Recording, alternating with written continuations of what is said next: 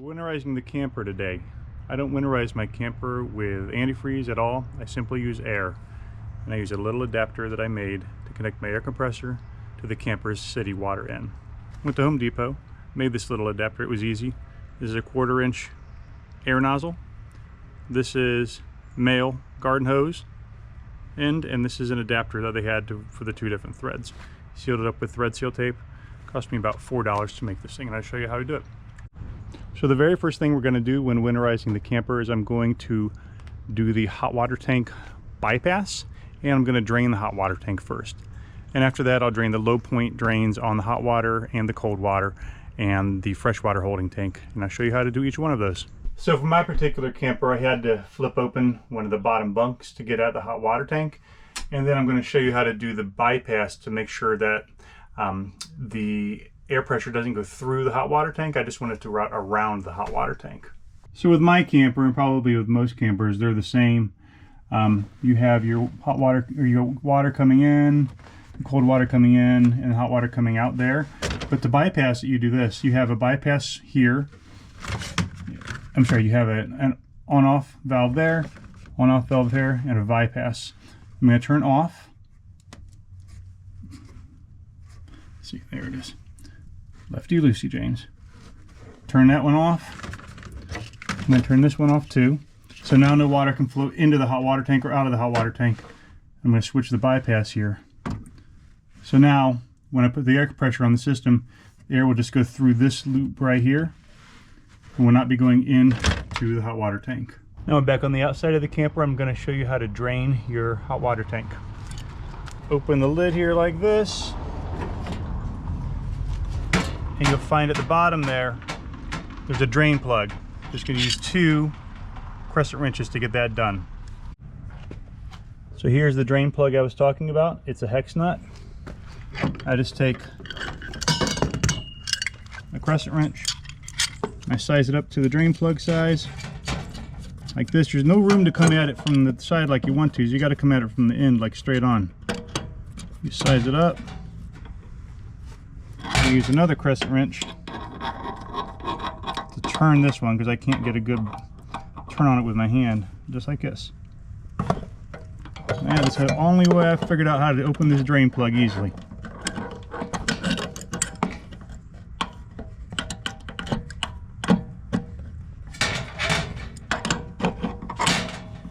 And easy is a relative term.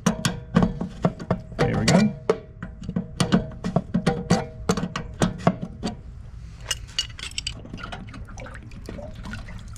And don't be worried about your rod looking like this. I've thought about replacing mine a bunch of times, and I've taken it into RV shops and they're like, don't bother. It's fine, it doesn't hurt anything.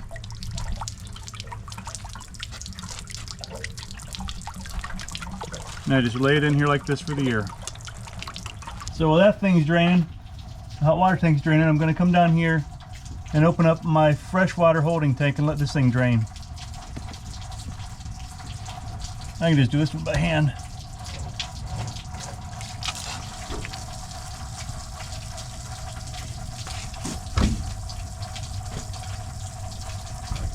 So while those are draining, I went ahead and just plugged this in. I'm not using it just yet. I'm not pressurizing it yet. But here's my shore water in, and here's the adapter that I made.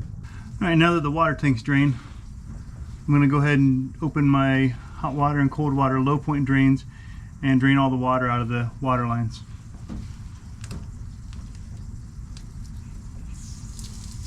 And get nice and wet while I'm at it.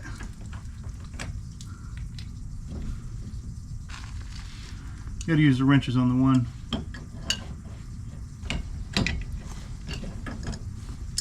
All right. So after I've drained this here, I'm going to go ahead and cap these back off because I need these to be closed for the air pressure to take hold. Otherwise all the air just blows right out of these lines here. So I'm going to close these up. So now I'm ready to hook the air line up to my air line adapter. So I have my air hose ready to go, but this is important here. You cannot just run your air compressor like, 110 psi or 100 psi and plug it into your camper. You'll blow up all your water lines doing that. You have to run it like at 20 psi. It has to be low because water pressure is only like 20, 30 psi. So set your air compressor line out low to like about 20 psi. That'll do the job. I'm just gonna plug this guy in. So now the air line's hooked up. I got the low point drains drained. I'm gonna go ahead and blow through all the water that's in the system. So I know that this plumbing has that 20-25 psi ready to go in it. So I'm gonna kick these lines on and let the air blow the water out.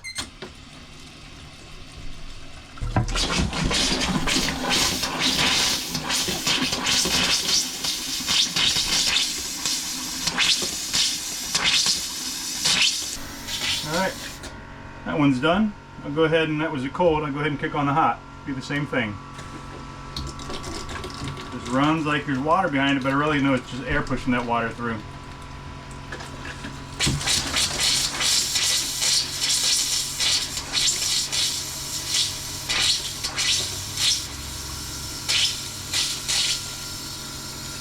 What I'm going to do is I'm going to make my way all through the camper, bathroom, and then the tub, and drain those, then come back and do another round too, because I find water that tends to lay in the pipes, and you got to do it a couple of different times. Also, you're going to have to run your water pump to get the water out of the water pump also. So I'm in the bathroom, and you know how big these camper bathrooms are. I can't fit the camera in here with me. Just going to run that.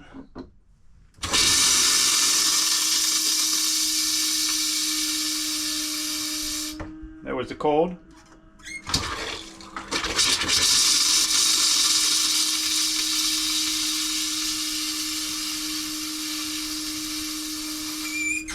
Don't forget the toilet.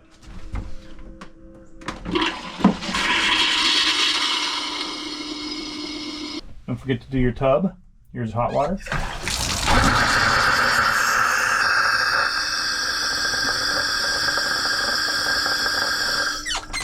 It's cold water.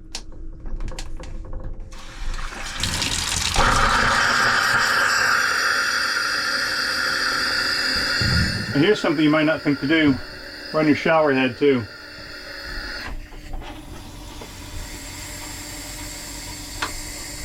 Coming back through and doing the second round here. I'm going to also do the water pump though. So I'm going to hit the hot, or I'm sorry, here's the cold again. See, there's a little bit more water in there that time. But I'm going to hit the water pump now.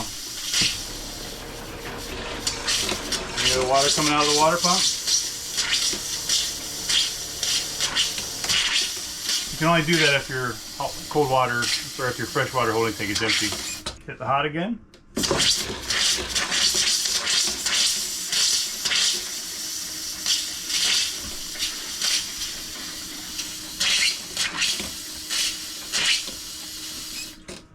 And I'm just going to keep going around a couple different times, just doing it over and over till I'm satisfied that there's just no water in these water lines and that the faucet valves are free of water.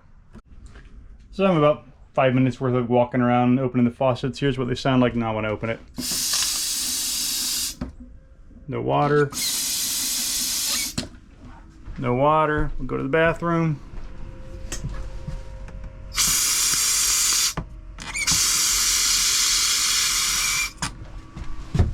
Toilet. Just air. Bath. Air. Air. My friend, that is a winterized water system in your camper. It doesn't get a lot easier than that, and in the spring you don't have that nasty antifreeze taste in your water. You don't have to worry about flushing anything out. You just turn your water on, you can start using your camper. I'm going to show you what I do with the antifreeze here in the drains now. So it's really quite straightforward. You just dump the antifreeze down the drain. And you're not looking to fill anything up other than the traps. Also, you don't forget to put some down your bathroom sink. You want to put some in the toilet. Don't open the valve. You want the water to sit right on top of the flush valve to protect that rubber seal. Dump some down the shower trap. I find 1 gallon enough to do the entire camper. So let's go ahead and recap exactly what we did here. We drained the low point drain. We drained the hot water tank and bypassed it. We drained the freshwater holding tank. And after all those were done, we went ahead and hooked the air line up to the water lines and blew all the air through the system out of the drain, or I'm sorry, out of the faucets. So now the entire system is full of air. There is no water in this camper to freeze, so I'm not worried about any water lines freezing up over the winter. It's really nice. Also in the spring, you don't have that nasty antifreeze taste in your water, which is gross. You know, you don't have to sit there and run it all, you know, for 5 minutes to run everything out. My water lines taste good because it's just full of air.